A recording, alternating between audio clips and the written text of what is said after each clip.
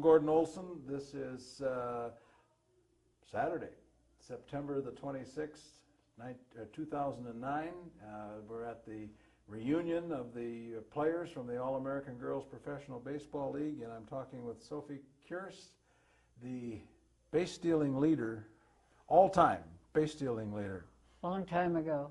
Yeah, but the record still stands. Okay, Sophie, before we get into your ball playing, let's talk a little bit about your earlier days. Tell me, if you will, a little bit about when and where you were born, your parents, and that sort of thing. Okay, I was born in Flint, Michigan, May 14, 1925. My dad's name was Anthony Kurys, and my mother was Antonina Pajeska, and she is from Poland. Kurys is what? Pardon? What nationality is Kurys? My dad, Kurys, is Ukrainian. Ukrainian, okay. Yes.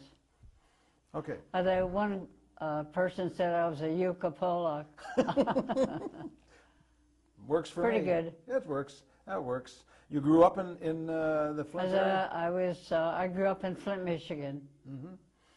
And how did you get started playing ball? Do you have older brothers, or? I had two brothers and two sisters, and we lived across the street from an empty lot, and so the kids in our neighborhood, we had one ball and one bat, and we knocked the stuffing out of it and re-sew it, and keep knocking the stuffing out of it. That's all we ever had, but it was a wonderful time in my life when we played in that empty lot. It was a salvation because we were, you know, poor bunch of Polish families in that area. Let's see, if you were in Flint, are they working in the auto industry, or? Well, it was, yes, Flint, Michigan. They built Buicks, and they had Chevy. And that's where most of the people worked. My dad worked at the Buick factory. Okay. And of course we all went to the Catholic school. When did you start playing any form of organized ball? Well, as I got older, when I was about 13 or 14, then I played in the city leagues. And I played there till 17, and then when I was 17 years old, Wrigley sent scouts all over the United States and Canada, and I wasn't even home when I was scouted. I mean, the girls called me up. They finally tracked me down and said, "Are you going to the tryouts?" And I said, "What tryouts?" They said, "Well, there's a scout here from Chicago, and Wrigley is forming a women's team because a lot of the guys are already signing up and going into the Army, and he's afraid that he'd have an empty ballpark." So I said, try out. I said, you know, it's 32 degrees out there and we got snow flurries. And they said, well, we're going to try it in a gym. And I said, in a gym? And they said, yeah, Burston Fieldhouse. And I said, well, that's near my home. And I said, that'll be okay. So they picked me up. I had a skirt and a sweater. And like in the movie, they had rain. Well, we had snow flurries, so our windows were protected, so I didn't break any. And Gotzik hit us grounders, and we played catch and batted. And he picked three of us, but the one girl was married, and the other girl was taking care of her elderly parents. So I was the only one that left from Flint. Did you leave right away after the tryout? Yeah, we left. I left in May. They sent me a Pullman ticket. I had never been on a train. I had never been out of Michigan. I didn't know what the heck was going on. I thought, well, okay. So the train was a Grand Trunk, and I had the lower berth, and you're going on this train, and when I got into Chicago, it was just pouring rain. So they said, well, you know, told us what to do beforehand, get a cab, and go to the Belmont Hotel and we'll reimburse you. And when I got there, I got into the room and I thought, what am I doing here? I can play ball in Flint. I was so homesick I wanted to go home, and they said, oh, wait a minute. And they said, who are you rooming with? And I said, I don't know. And they said, well, the Johnny Gossick, he said, he's Canadian, so he said, being I was only 17, he would get me with women who were older and kind of baby me, and you know. But that really wasn't necessary, because the next day the sun was shining and I was ready to go, then everything was okay. The sun came out and everything looked better. Everything came out great. Yeah. Johnny Gossick was the scout who... Johnny Gossick was a hockey player. He wasn't too well versed, and in spite of it, we won the championship.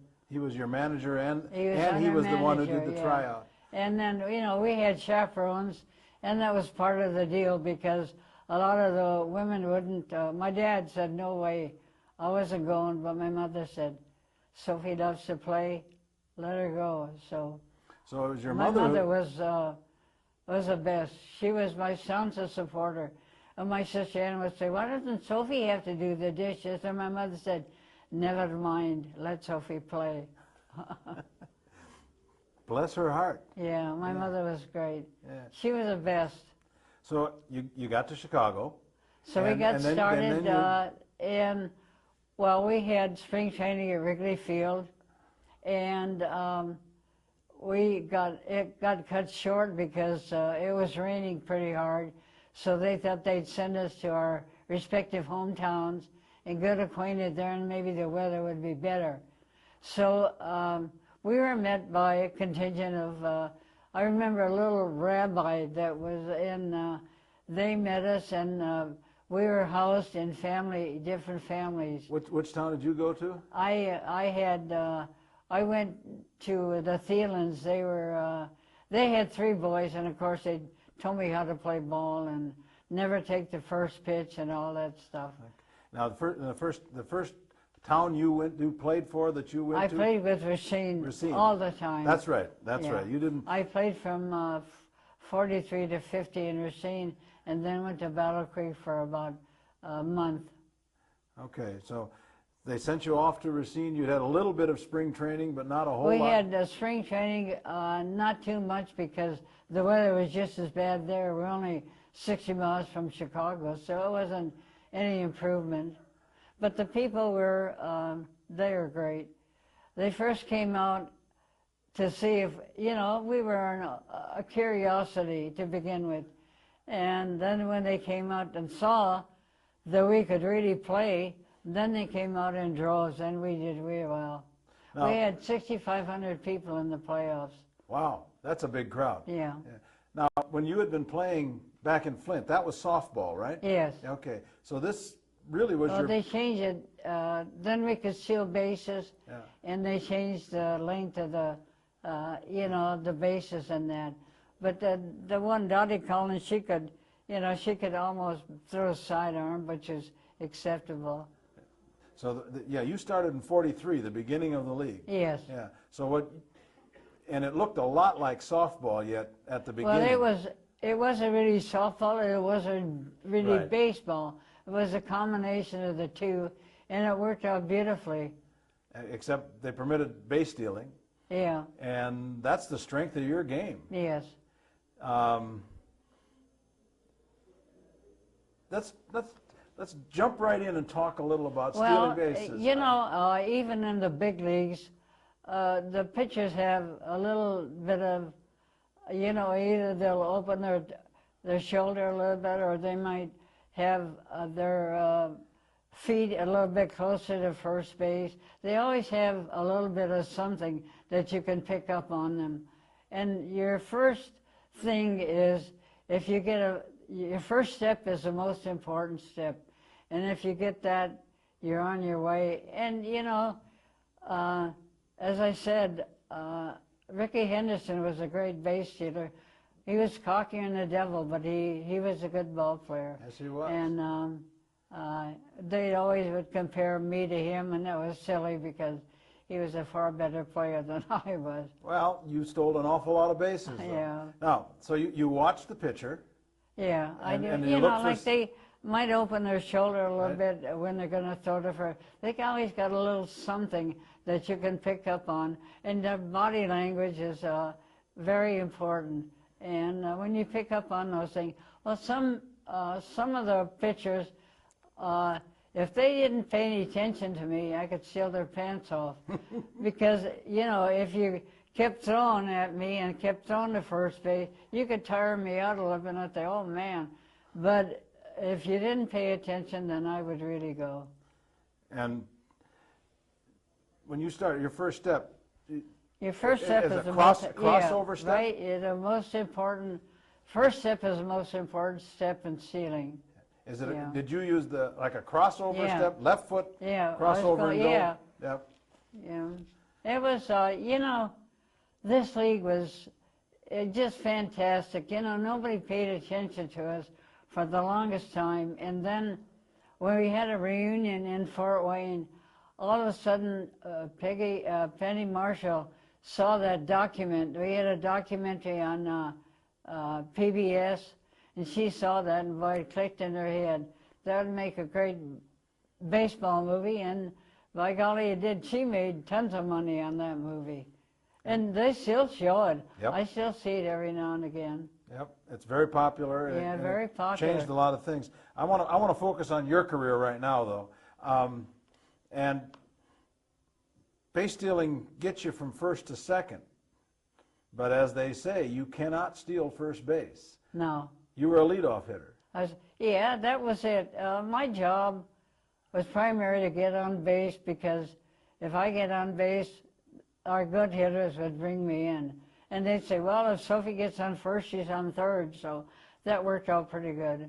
So you'd get on and immediately figure Yeah, you know, a lot of times if they didn't pay attention to me on second base, I could steal third, you know, at will. It's easier to steal third than second. well, the pitcher has a harder time watching Yeah, you. that's right. And there's no baseman on the base to hold you That's close. right, yeah, that's exactly right. And off you go. Now, that's a lot of running and sliding into into those bases all the time. Yeah, right. Did I you? had strawberry upon strawberry. And even today, sometimes I get up in the morning and say, this bothers me a little bit, but not bad. So you still have some of the residual effects. Oh, yeah, right. How did they? Strawberry it just rubs the skin raw. Well, you know, yeah, well, when it's sore, it leaks, but our chaperone was pretty sharp. She made a donut affair and put it across the strawberry so that it wouldn't leak on my clothes, because if it did, man, it would stick to you and you'd try to pull that off and you'd be in agony. But she put that donut affair where it wouldn't touch the, you know, because it would leak. I got to ask you. You're standing on first base. Maybe you got to walk. You walked quite a bit, but you could hit. You were a hitter too. Yeah. Let's say you get to first base, and you stole 3 bases last night, and you've got a strawberry that won't quit already. Did it ever occur to you standing there first, well, maybe I'll just stay here? No, never. Never. We never quit. Listen, you could get strawberry by strawberry and go on the other side, and you'd get another strawberry. But I tell you, the women were far tougher than these guys that are playing ball nowadays. You know, I didn't know I asked somebody, what is a spasm that these guys don't, what do they get in their back that they can't play? I still don't know what they mean by a spasm. Did you miss many games when you were playing? Pardon? Did you miss many games? Yeah, when I had a very bad sprained ankle, I didn't play it. But I was there yelling, come on. But most of the time you played every game. Yes. Yep. Yeah, I played 125 games. Mm-hmm. And some of those guys that make $25 million don't even play 130 games. You're right. They have to rest every day. The disparity is fantastic. You know, Al Kaline was one of the guys that said, they gave him $100,000 and he said, I don't deserve $100,000. Now that's my kind of guy. A lot I of love people the in Michigan. Tigers. Yeah, a lot of people in Michigan think he's as good as it gets. Yeah, You're right. he was one of the best. Yep. I met Hal Newhouser in San Francisco at a card show, and he said, Sophie, you know, I won 20 games, and he says, you know what kind of raise they gave me? And I said, no. He said, $500. I said, God, if you were playing today, you'd make $20 million a year. That's right. Yeah, he said, it's not fair. How about the pay you got? When you, do you Well, remember what you got paid? we started out with 50, and the highest paid would be 125, and then later on when I played with Battle Creek, they paid me 325 a week. And then I got a bonus in Racine for being the most valuable player. Do you remember what the In bonus? 1946. What was the bonus? $1,000. Oh. Yeah. Did you send money home? Yes, always. Okay. Always. Your family needed Yep. some help? Yeah, so? they were rough times. Sure. I always sent money home. So you played right through the war years. Yes. And You know, when we traveled, we don't have the luxury with these guys. And, you know, those are warriors. We oftentimes sat in the aisle of a train on top of our suitcases. And, yeah, and then they gave us one of the rickety buses. They couldn't even find a bus like that for the movie. And, you know, when we had to stop, some of the girls, we had to have a pit stop. The girls, but if they had shorts on, we had to put our dresses or shirts or skirts on, because we never could be seen in public with shorts or slacks. Never. just a skirt. In public. We always had a skirt and a dress to go into a restaurant or a pit stop. Is it also true that you had to have lipstick on whenever? Yes. And you know, the one thing that we did put on one of our chaperones, because Johnny Gossick was always telling us the things that the hockey players did. So we said to this Canadian chaperone, we said, do you have the key to the coach's box? And she said, well, no. And I said, well, we can't play until we get the key to the coach's box. And she says, well, where do I get it? I said, well, you got to go to Johnny, our coach. You got to go to our manager and get the key, because we can't start playing. Because she didn't know anything about baseball. You don't have any lipstick on. We look at her and say, are you for real? But that was one of the things that we pulled on them. Did she ever find the key to the coach's box? No. Johnny looked at her like she was crazy. He said, they're pulling your leg, you know. You got to have fun doing this, Oh, that's yeah, for sure. yeah. We That's had a for lot sure. of fun. Yeah. The one thing about our league is that we made wonderful friendships that have lasted forever. You know, we've known some of these girls for 60 years, yeah, and they're all great. That first year, did you stay? You stayed with a family. Yeah. Were you the only Matty one? English was my roommate, Okay. and we had 3 boys in that family. And of course, the naturally gave us tips and tell you this or tell you that. And we say, you know, we got a manager. We have to pay attention to the manager. Now, so you were 17 years old when you started. Yeah. So you continued to learn more and more about the game. Oh, yeah, of course. Yeah. Oh, yeah. You know, I tell you, these guys that are playing ball right now, I told one of the girls that, you know, they have an E for errors. I said they have an ME, which means mental errors, that these guys, they throw home when they should be throwing to second base. The ball sits to the shortstop, he's on second. He runs to third and it gets thrown out. And that's a mental mistake, and that they shouldn't allow them to get away with that stuff. I mean, they better take them back to spring training school and teach them all over again. Start them all And over. Don Zimmer said, you'd be surprised how many games are lost on the bases. And it's true, it's very true. Yep. Bonehead base running. Yeah, base run. Yep. Dumb. Were you You're not a large person. Were you a singles hitter, line drive? No, I could hit to all fields, whichever you pitch it to. They always try to get me out on the outside pitch, but I hit to all fields. You take that one to right? Yeah. Yeah, okay. And sometimes I try to push one to second, to get on base. Did you bunt? You try everything, yeah. Did you bunt to get on base? Yeah, once in a while, yeah. Okay. You always have to do something different. I saw in the record book you had some home runs by your name. Yeah, the one thing that they made, the big mistake, is we didn't have the snow fences like they have in the, when those home runs were inside the park home runs. Okay. 7 home runs inside the park, that's crazy. That's a lot. Yeah, that's what we said. We should have had the snow fences where they'd be 230 or 250, where you could really hit a home run and jot around the bases. But they didn't do that. No, they didn't. You had the longer. That's one big mistake that they made. Were there some in the women in the league who hit the real home runs, over the fence home runs though? The only one that you could hit in the stands was at Grand Rapids if you were a left field hitter. But the rest of it, they were all inside the park home runs, which is crazy. Yep. Really. Fun to watch. Yeah. Oh yeah. You keep on running, they're trying to get the ball to throw you out. Yeah.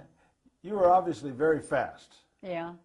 Do you win races as a youngster running against boys? Yeah, we did have, I ran races in the playgrounds, 50-yard dash or 100-yard dash. That was fun. And you ran faster than the boys? Yeah, and I won the decathlon when I was a youngster, and you had to have 5,000 points. I had 4,691. I threw the length of the field with the baseball. I got 1,000 points for a baseball throw. To put you over the top. Yeah, well, at that time when I was young, I had a strong arm. When you're young, you can do a lot of crazy things. And you think you can do even more. Yeah, I don't think I can do that now. Okay. You were an infielder. What? Yeah, I played second defensively, base. Well, in Michigan, I played third and short, and then I played the outfield our first few days because Claire Chalet, who was was one of the four women they picked. She was our center fielder, but she was a school teacher, and she could only come in on a weekend because she was still teaching school. Okay. So I played the outfield the first few days, and then when one of the girls got hurt, I played second. She never got back. Yeah. So when you started playing second base, at that time, did you know how to make the pivot play? You had to learn it. Yeah, I could make it because I played shortstop. Okay, so you. Yeah. Then it was just, it was easy. You knew what had to be done. Yeah, I knew what had to be done. Okay. Yeah. But most of your career, you played second base. Yes. Okay. I've always thought that part of the reason you want a second baseman with a strong arm. Yes. For the double play. Yes. But also. Yeah, that first card show shows that was an action shot where I played. That was actually thrown a double play ball. Yeah.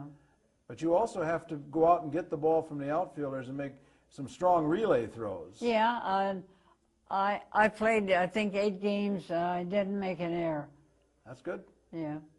So you're an all-around ball player. You get a lot of recognition for your base stealing. Come on, I can't say all those things. It makes me feel funny to say that. I'll say them. Okay. Yeah, because first of all, as I said, you've got to be a hitter, and you've got to have a good eye at least. Yeah. That's the key to being a leadoff hitter. Yeah. Yeah, I can't repeat that enough times to say how wonderful that league was for all of us. Okay. Here we were kids when we were 17, and now we're in our 80s, and we're still getting along and having a lot of fun with each other, which is fantastic. That's good. That's great. Who was the toughest pitcher you faced?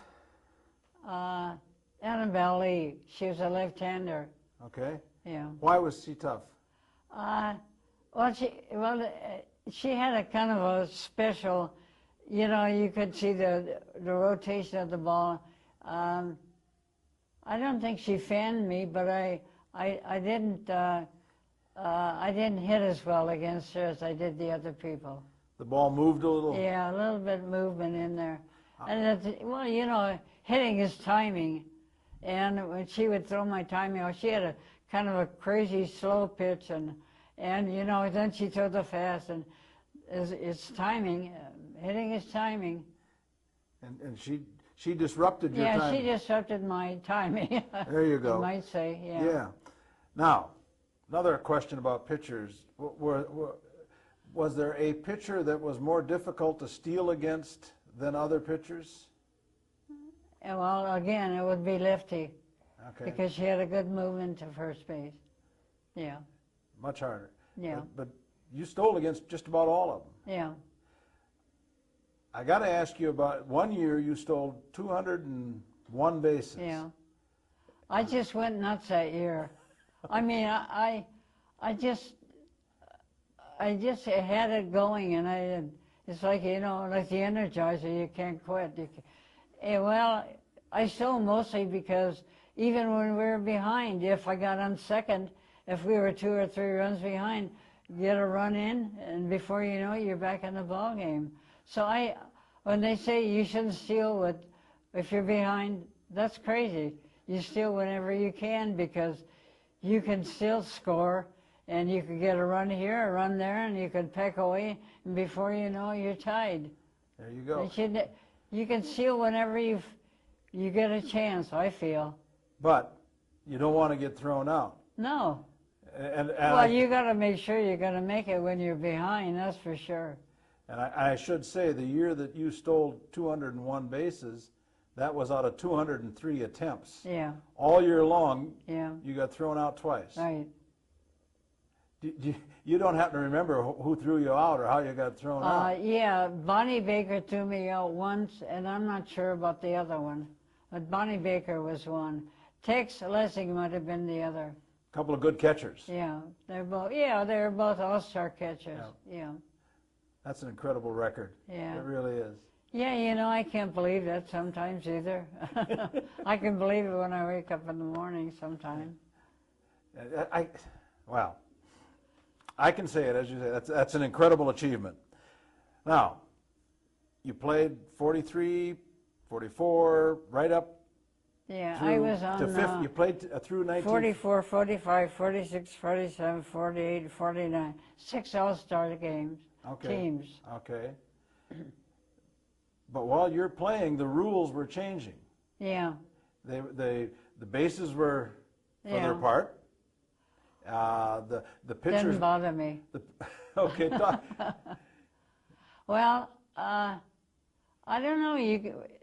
It didn't bother me. They said that they did it purposely, but I didn't know that that's what they did, that to try stop me from running. I didn't know that till I read that.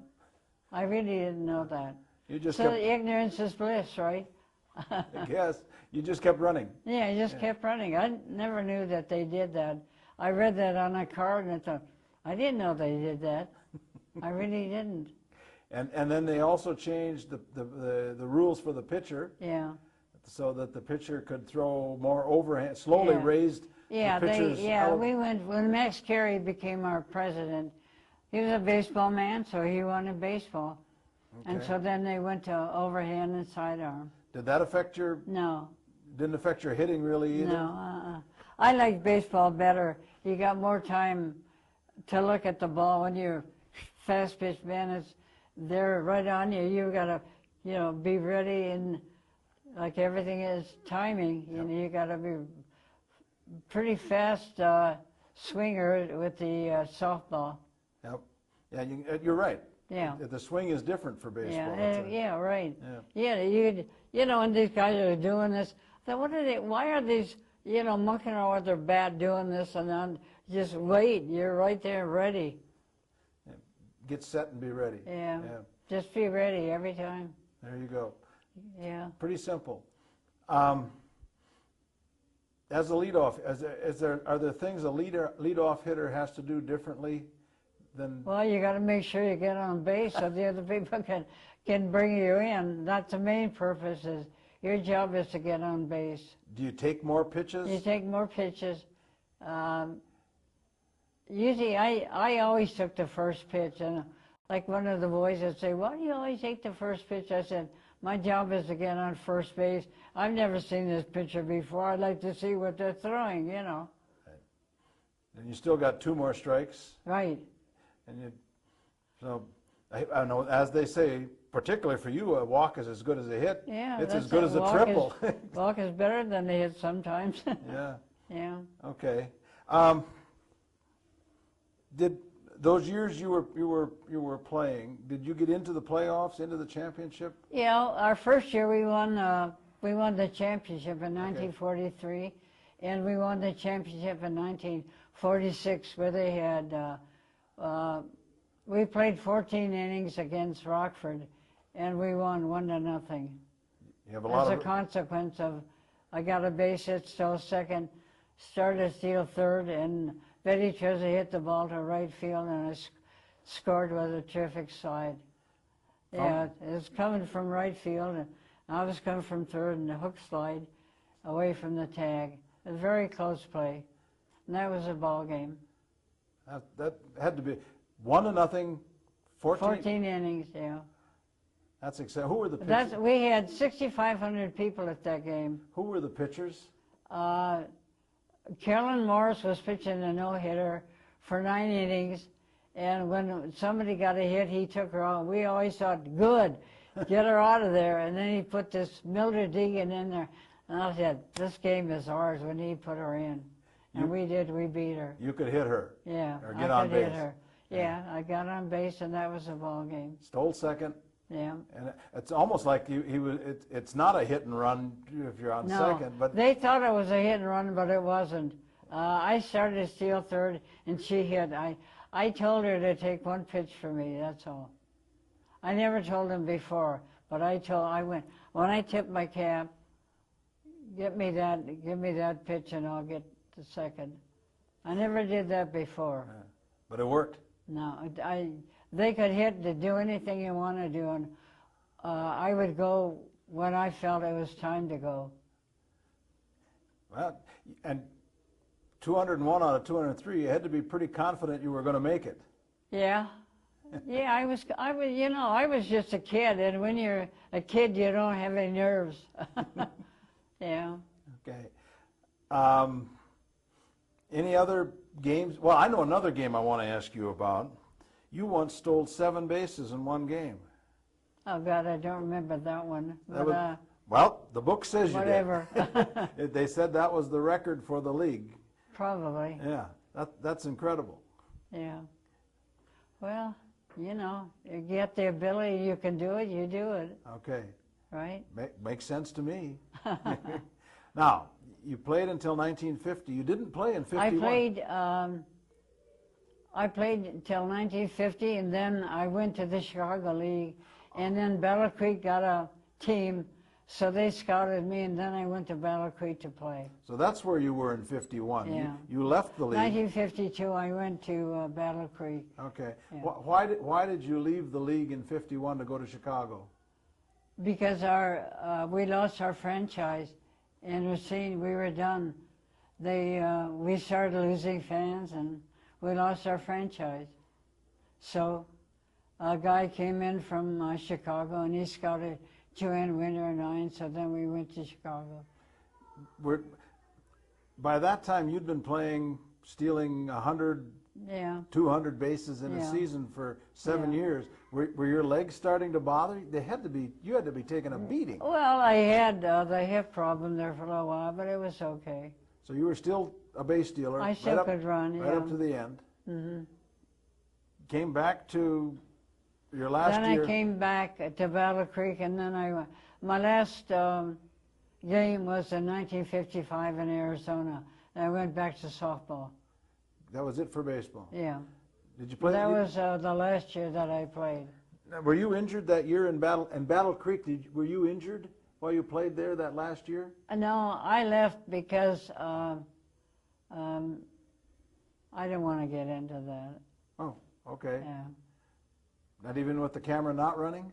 No, that's the reason why I left, but I don't Okay. want to go into it. Okay, okay, that's your privilege. Yeah. Okay.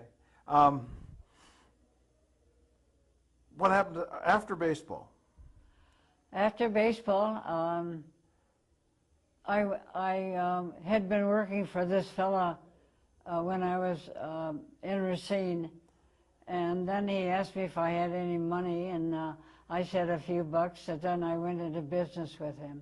What was the business? It was, we made parts for aeronautical, automotive, and electrical parts, and so I did, you know, in a small business, like 15, 20 people, you wear many hats. You had to, I did the payroll and did the purchasing and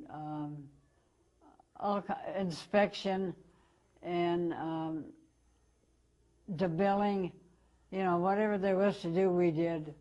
Just to keep the business running? So I was there from 52 to 72, and then I came into Phoenix, or Scottsdale. You retired? Yeah. You cashed out of the business, or? Yeah. Okay, okay. What was the man's name? The name of our business was Apex Machine Products Incorporated in Racine, Wisconsin. And your fellow? My business partner was Paul Douglas. He passed away he was 91 years old. Yeah, we were good. He was my best pal. Good really, partner. Very good friend, my best friend. A good partnership. Yeah, great partnership. That's good. That's Yeah. good. Did you play any kind of? You went back to softball after baseball. Yeah, well, I played all sports. I played basketball, and I bowled, and I still play golf. So, how long did you continue playing ball of one sort or another? Well, I played till 1955, from 43 to 55. Okay, and then softball after that? No, I was done in 1955. That was it? That was it. That's the last softball game I played in Phoenix. Did you miss it? Well, of course. Okay. Missed everything. Yeah, Yeah. I understand that. Yeah. Now, did people who knew you later know that you'd No, been you know, they had a write-up in the Arizona paper about me playing ball, and it was on the front page of the Arizona Republic. And the guy across the street ran over and he said, "God, I didn't know you played ball." Like I was going to advertise it. And they didn't. Well, you know, nobody knew that we were ball players. I mean, we didn't. It was over with until the movie came out, and then everything, you know, went crazy. Everybody wanted to know about your ball playing days and all that. The movie really brought a lot of, you know, publicity for all of us. Did you like the movie? Yeah, I liked it, but a lot of stuff was not true. Like, you know, no manager would ever come in and urinate, and you know that was we never kissed sailors or threw at the fans, and we never did that. But the telegram about somebody being killed, that was true. There's a lot of it was true. But Hollywood gets a hold of anything. Hollywood, they embellish everything. Yeah. Okay. Once the movie's out, fans rediscover you. Yeah, and then more or less we were all discovered. Right. Yeah. You get invitations to speak. I still get baseball cards that people want signed, and they send me blank cards. We never sign blank cards. Those are out of. They get the Ted Williams card. I get a lot of those, and then they send me a 9x12 or 8x12 cards, pictures, and we sign those. I get 2 or 3 a week of signature, you know, one autograph. I don't understand the Ted Williams card. What? You say you get. Did I bring my purse? Yep. Ted Williams made cards of 10 of us. Oh, okay. And they told me to bring some cards, so this is. I can get it out of there. Okay, this is Ted Williams put this card together. Yeah. Okay. Okay, there you are. And your record on. That's where I read about them extending the bases to try to stop me from running. Might as well cut my legs off. That would finally stop you. Yeah. Although I'm not sure you wouldn't learn how to run on your hands and keep going any. Yeah. Okay. That's a nice card. Thank you. Maybe get a shot of that before we're through, eh? How do you feel about now? People look at the Women's League. Yeah, it's surprising that we had that room was full of people, and I thought, where did they come from? She must have put something in the paper about having autograph, because there's no sidewalks out there. Where'd they come from? They heard about it. Yeah, and they were read here. about it, and they came, and Yep. boy, there was a ton of people that came in there. Do you mind that? Yeah, I think it's wonderful, because I got a letter from a few guys saying, I didn't know your league was out there. I wish I could see you play ball, and these are for men. Boy, I wish I could see you playing ball. And I said, yeah, I wish you could too, but it's too late. Yeah.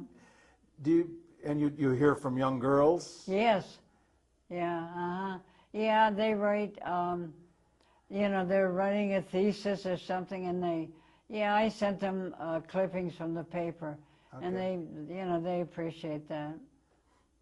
Do you conduct any? Do you speak to groups? Yes. Okay. Yeah. Yeah. I don't do it anymore, but we used to go to church things and golf. At the golf courses and different places. Yeah. Yeah, they do it. They really enjoyed the women playing ball. They really did. Have you ever thought of yourself and said, I'm a pioneer? I told Dolly White, I said, you don't ever talk about the girls that were here from the first 4 teams. And I said, we really were the pioneers, and you came after us.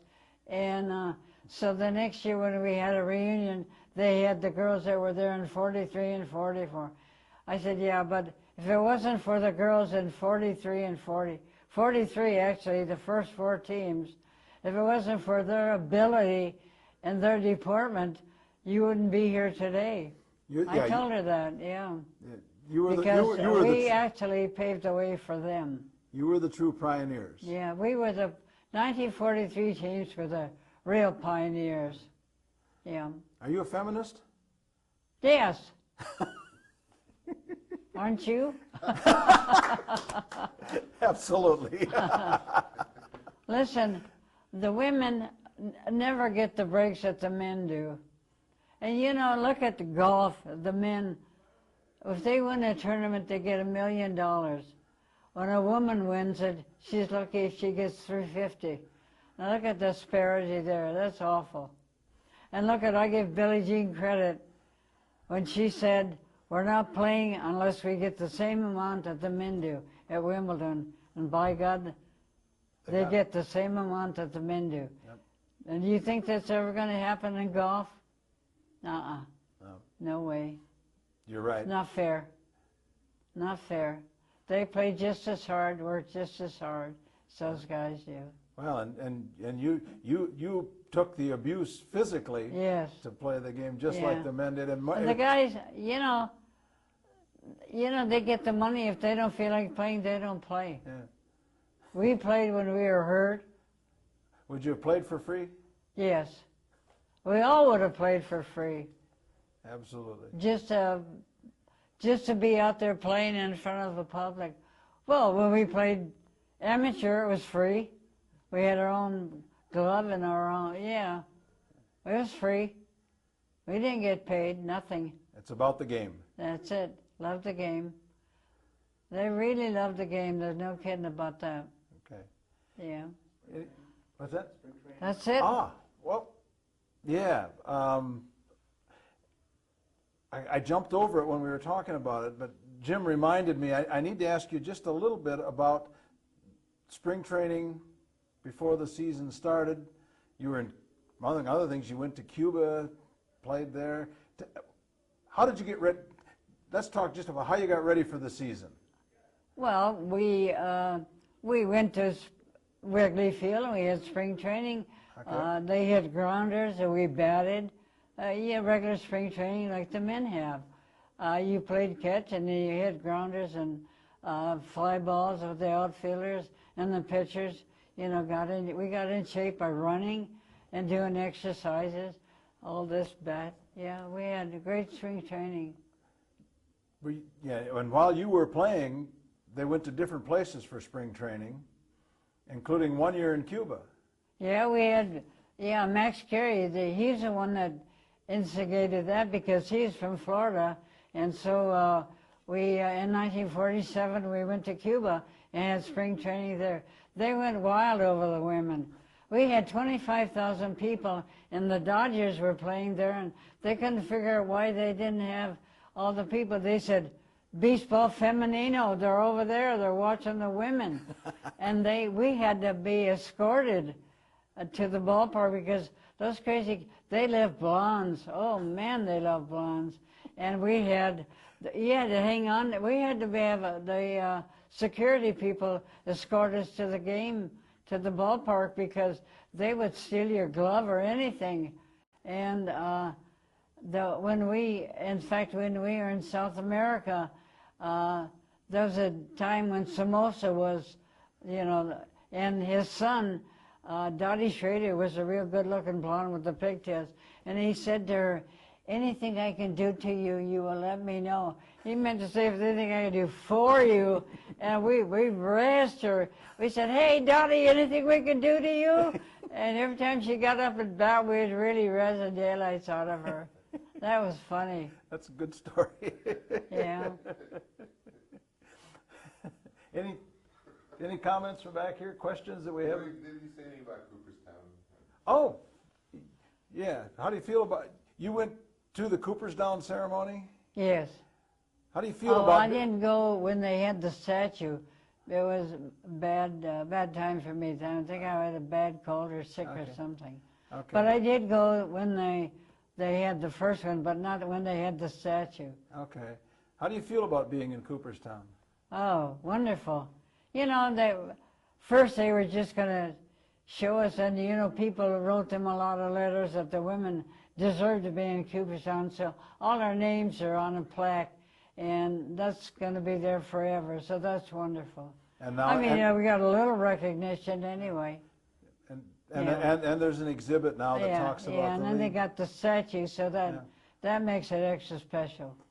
Should there be a separate Hall of Fame? Well, I think some of the girls deserve individual, but for all of us, it's great. Yeah, I think it's okay for all of us to be in there. Okay. Yeah, it's great. It's wonderful. And, Okay. and well deserved. And I thank you very much.